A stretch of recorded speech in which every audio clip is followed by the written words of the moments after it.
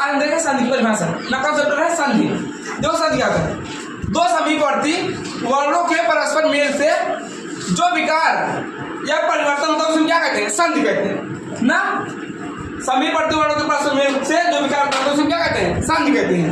जैसे सुरधन इंद्र, क्या होगा सुरेंद्र, वाकधन ईश, वागीश ना।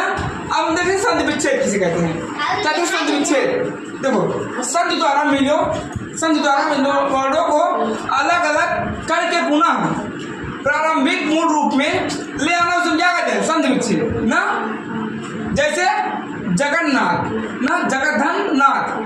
अब देखिए संधि के भेद कितने होते हैं, क्या देंगे संधि के भेद कितने होते हैं। संधि के मुख्य कितने भेद होते हैं, तीन भेद होते हैं। कौन कौन से, स्वर संधि, व्यंजन संधि, विसर्ग संधि। अब हम देखेंगे स्वर संधि किसे कहते हैं ना, स्वर संधि किसे कहते हैं। देखो हिंदी वर्णमाला में 11 स्वर होते हैं, हिंदी वर्णमाला में 11 स्वर होते हैं। इन्हीं 11 स्वरों में से कोई दो स्वर ध्वनियां परस्पर मिलती हैं ना, इन्हीं में से कोई दो परस्पर ध्वनियां मिलती हैं, तो उनमें जो विकार उत्पन्न होता है उसे क्या कहते हैं, स्वर संधि कहते हैं।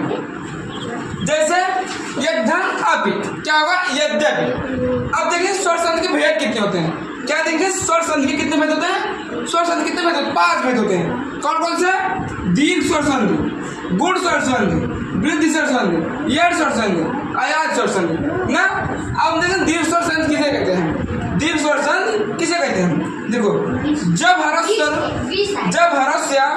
दीर्घ आ ई उ के पश्चात क्रमशः ह्रस्व या दीर्घ आ ई उ स्वर आए तो दोनों मिलकर दीर्घ स्वर बड़ा आ बड़ी ई बड़ा उ हो जाता है ना, तो उसे क्या कहते हैं, दीर्घ स्वर संधि। जैसे देखो कथनानुसार ना, कथन धन अनुसार, क्या होगा कथनानुसार, धर्म धन अनुसार, धर्म अनुसार ना, वेद धन अंत, वेदांत।